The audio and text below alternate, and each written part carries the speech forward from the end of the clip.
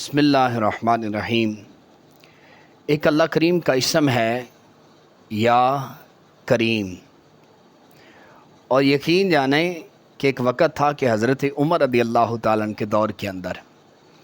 سامنے گلی سے ایک شخص آ رہا ہے جس کی بغل میں شراب کی ایک بوتل ہے، اور اس نے سامنے سے دیکھا کہ حضرت عمر رضی اللہ تعالیٰ عنہ آ رہے ہیں، اور اس نے اللہ کریم سے رجوع کیا اور عرض کی کہ مالک، میں ضرور تیرا خطا کار ہوں، بدکار ہوں، گناہ گار ہوں،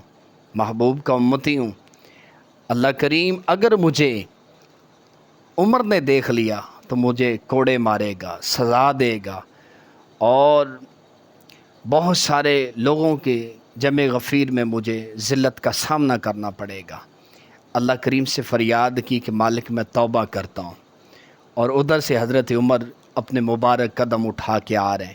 اور ادھر سے یہ قریب جا رہا ہے۔ جب آمنا سامنا ہوا تو حضرت عمر رضی اللہ تعالیٰ نے پوچھا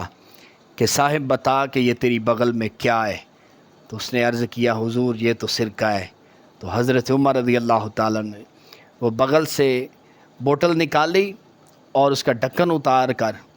اس کو جب سماعت کیا، سونگا، تو وہ واقعی ہی سرکہ تھا، اور وہ بندہ اللہ کریم کی بارگاہ میں سجدہ ریز تھا، کہتا مالک تو اتنا کریم ہے، اتنا کرم کرتا اپنے بندوں کے اوپر، تو آج ہم بہت ساری خطائیں کر چکے ہیں۔ وہ پلٹ کر حضرت عمر، حضرت عثمان غنی، حضرت مولا کائنات، حضرت سیدنا صدیق اکبر رضی اللہ تعالیٰ عنہ اور بہت سارے حضور کے ایسے پیارے صحابہ و صحابیات، اہل بیت اطہار رضوان اللہ اجمعین، وہ دنیا سے